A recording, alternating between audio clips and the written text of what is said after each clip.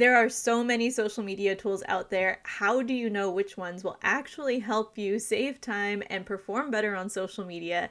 That's what I'm here to help you with today. We are halfway through 2025 already, and I realized I don't think I've shared the tools I use since 2024.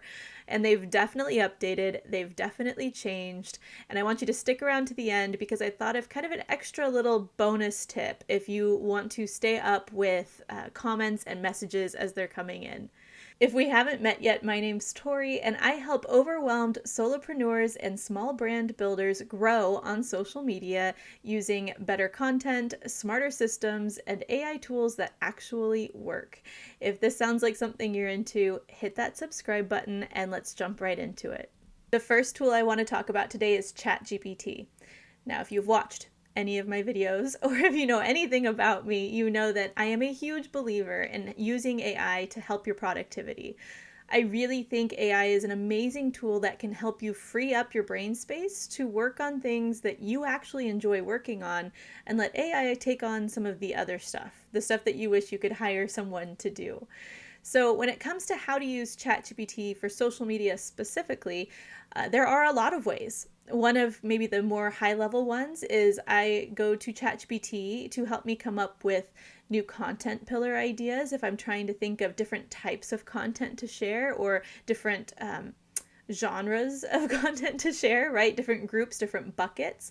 So, for example, if I feel like my content is getting stale or not getting the type of attention I wish it would, I take to ChatGPT and I share the type of content we've been posting. If it is a public account, you generally can share the link with ChatGPT and it will look through the content with you. And you can just say, this is what I've been posting. It's not performing well. Can you help me come up with some content pillar ideas with examples of content that will help my content perform better?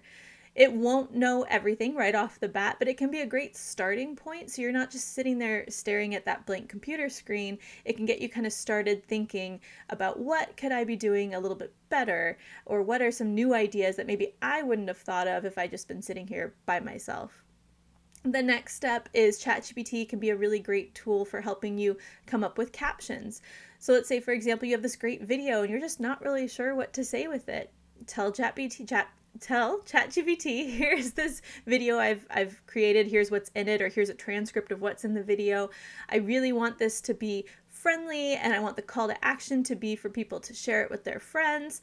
What could I say that would get that across? And ChatGPT will pop back with something that may sound a little ChatGPT-esque, but you can edit that to make it sound a little bit more you. And again, not staring at that blank screen, just helping you come up with some ideas. You could also ask ChatGPT to come up with different options for you, so you're not just getting one. You could say, can you give me a friendly option, a professional option, a facts-based option, whatever that is, and get a lot of different versions. A lot of the time when I use ChatGPT for caption creation, I don't use what it gives me, but I'll use bits and pieces of different things it's given me and then mix in my personal stuff as well to make it perfect. The point is, I'm not having to come up with this all on my own. It helps that thinking process accelerate quite a bit. Another great way to use ChatGPT if you are wanting to manage social media accounts is, especially if you don't know how well you're doing on social media, or if you're just not great with reports or analytics. I have an analytics tool I'm going to talk about in a minute, but you can take the analytics reports or whatever report you get from these different social platforms and upload it to ChatGPT and ask it to summarize it for you and give you recommendations. This is a great way to save yourself the time of skimming all this content. ChatGPT is very, very good at comprehending large pieces of data and giving you summaries. So I think this is actually probably one of the best ways to use ChatGPT for social media, especially as you're wanting to make sure you're studying what's working, so you're not having to keep guessing on what's working moving forward. You can create more content like it.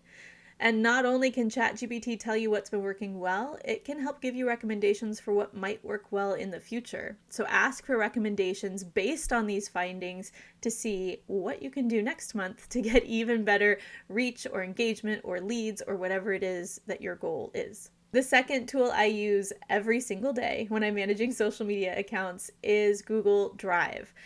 Now, Google Drive is great when you want to collaborate with a team. You can have, spreadsheets up or Google Docs up where you can communicate back and forth and kind of figure out, where everybody is or what's planned and approve it.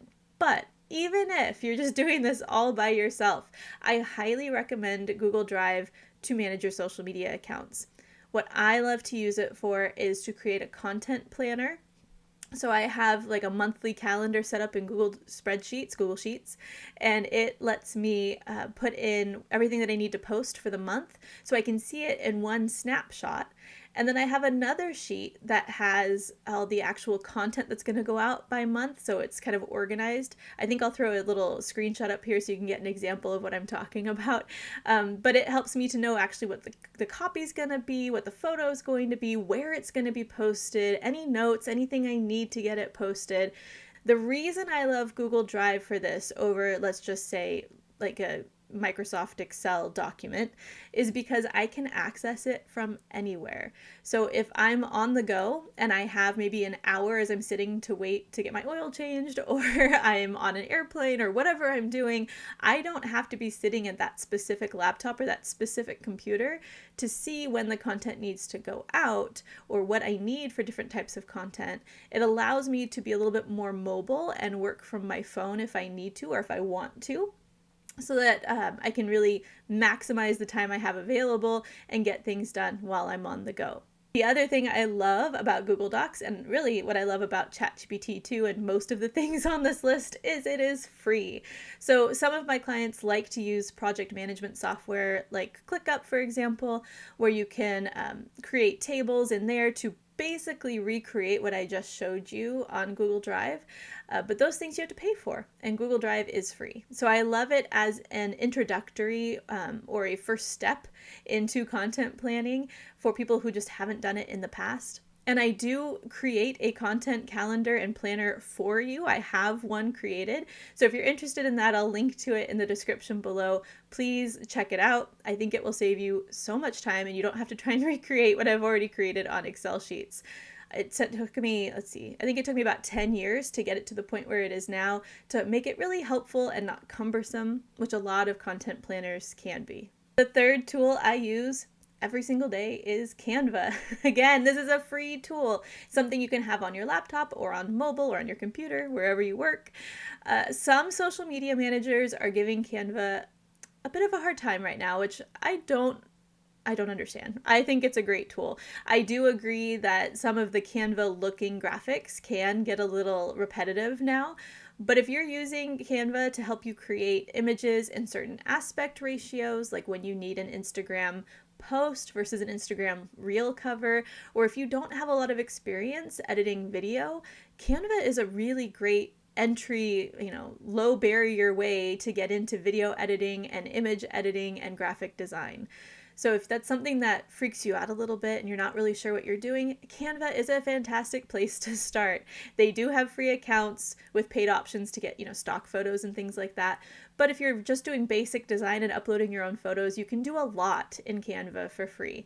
I've been using it now for probably 7 or 8 years. I love it. I think it's a great tool for anybody looking to save a little time in graphic design or content creation for social media. One more note on Canva before I move on. I do want to talk about how they've been integrating a lot of new AI tools. And so where this is helpful is if, you want to take out the background from a photo, or if you're wanting to expand a photo, like maybe you need a photo to be more square instead of short, or more wide instead of vertical. Canva has tools for that where you can actually expand a photo. It does have some, replace options. I've played around with it. I don't think it's quite there yet, but you could always try it for yourself, where you can, I think it's Magic Grab or something. It's one of the tools. As you go into Canva, on the side you'll see the different tools and apps, editing options you have, where you can actually color over an object in the image and say, I want this to be a blank instead, and it will try to do that for you. Again, I've had mixed results when it comes to some of the Canva AI options, but for removing a background, for expanding a photo, especially if it's just like you need more tree or you need more water or whatever, it's very good at things like that. So that can be a great way to save you some time if you're wanting to edit actual edit actual photos in Canva. The fourth tool I use almost every single day when managing social media is CapCut. CapCut is specific for video. So as we know, video is king on social media. Short form video, especially right now, vertical short form video is huge. And CapCut is a really easy editing tool with a great user interface. I am not a video editor. I did not go to school for video editing. I now create videos for YouTube and Instagram.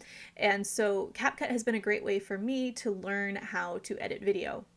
If you're wanting to do maybe longer form video, or if you're not very good at editing, they have a great option in CapCut editing where you can do what's called transcript.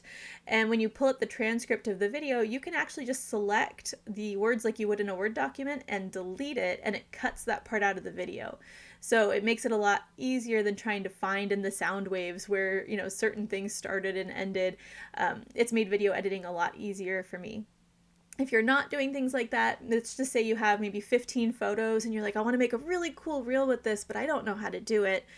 CapCut has templates where you can go in and select a template based on how many photos or videos you have, and it will input a lot of it for you, and you can kind of edit it around. It takes a lot of the time off of you. It pairs it with music for you, and you download it and you're good to go. You could share it on Instagram, TikTok, LinkedIn, Facebook, YouTube Shorts, wherever you want to share it. So it's a really good option for you if you're looking for ways to save time when posting to social media and you really want to create more video. You can also do that with videos. Like, it has templates where you can include photos and videos, or just photos. But I really like it I've used it for videos too, but I like it for photos because it can be hard to make photos feel really dynamic in a video and not just like a slideshow. And so CapCut does a really good job helping you create that dynamic feel with your photos, with different effects and zooming and panning. So it feels like a video and not like a slideshow. So I definitely recommend CapCut. They have free options. I do pay for a lot of the paid options of these tools I'm giving you today just because I use them so much. So I hit a lot of the max use of this, or I need to download a lot of things that are more like premium. But I started on CapCut for free within the last year, and that's when I really became attached to it. So definitely try it for free and see if it's something that you would like to use. The fifth tool that I use the most often, I wouldn't say I use this daily. It depends on my mood and how much I care about how things are going on social media, but it is Metricool. Metricool is a fantastic reporting tool that helps you look at all of your networks in one place. So it looks at Facebook, LinkedIn, and TikTok, and Instagram, and X, or formerly Twitter, and I think I said YouTube, all of them. Anyway, you can Pinterest, you can have all of them in there. It is free if you have one brand, meaning one brand's, Facebook and LinkedIn and Instagram account and so on. But when you want to do an additional brand, that's when it does start to have a monthly fee, which is not super high. But again, I do use a paid version of this as well because I have a lot more brands that I manage than one. So Metricool lets you pick what you want the report to look like. So you can pick the metrics that are most important to you. It will have a template if you don't want to go through all that. And then it will email you monthly, here's your report. And that's it. You don't have to do anything else. And you can look at, it shows you percentage changes from month to month. So you can see, okay, our followers went up, but our clicks or our engagement went down. Let's see maybe which posts had the higher engagement and how we can recreate posts like that to make people want to engage more often. Or, maybe our followers are down, and what posts in the past have brought us more followers that we can maybe look at to create more content like that. And again, if those questions seem a little confusing or you're not even sure where to start, we can use ChatGPT to help us here. I will give you a little tip. The most important social media metric right now when you are looking at your reports is the engagement rate. So that's a percentage. It's the amount of people that have actually engaged with your content, clicked, liked, commented, shared, divided by the amount of people that saw that content. That engagement rate percentage is the most important thing when you're looking to see if the algorithm is favoring you or not. We want to aim for like 10 to 15% there on that engagement rate. That's a really good place to start. But if that math scares you or it's not your thing, that free ChatGPT account can take that PDF that Metricool emails you. You just upload it right into ChatGPT and ask it to help you out. It's going to do great for you. If all this talk about ChatGPT has you a little nervous, you haven't used it before, I have 2 freebies on ChatGPT. One, copy and paste ChatGPT prompts that you can use right now for social media, and the other one is a ChatGPT agent that basically is trained to think like me and talk like me and helps you come up with prompts the right way so that you're asking ChatGPT questions in a way that will get you better results, because there is a right and wrong way to ask ChatGPT questions. One example, you got to be polite. You got to treat it like a human. The more human you ask it, the more human responses you get. So my prompt coach can really help you out with that as well. Both are going to be linked in the description below. And now for that little bonus tip I promised at the beginning of the video. I almost included this as a social media monitoring tool, but it's very specific. It's specific to Facebook and Instagram, so I wanted to have this as a bonus. If you are posting on Facebook and Instagram and you are not using Meta Business Suite, you need to pause and go do it right now.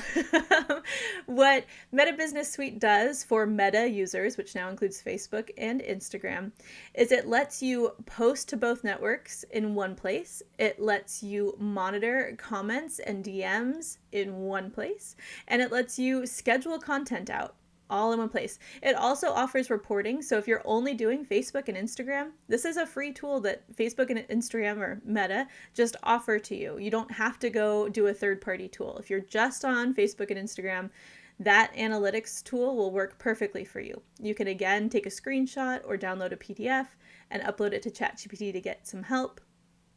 But what I love most about it is really that monitoring aspect. What I go into Meta Business Suite for the most is to just make sure I haven't missed any notifications.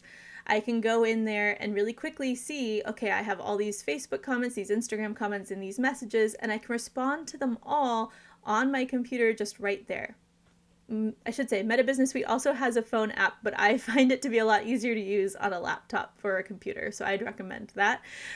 But it's a really easy way for you to make sure that you're not letting anything slip through the cracks. Because when people are commenting or reaching out to you on messages, that means they're ready to take the next step with you. That means they want to build more community, get to know you on a deeper level. So those are the opportunities we really want to capture and take advantage of. That's where growth starts to happen. I hope this video has been helpful for you today. I would love to know if there's other tools that you use or tools that you prefer over the ones that I just provided, because as I said, I think 6 months ago, this list was a little bit different. So please do let me know what tools you're using. And in the meantime, I hope you have a fantastic day, and hit subscribe so my next video, Simplifying Social Media, is really easy for you to find. Thank you so much for watching, and until next time, stay social.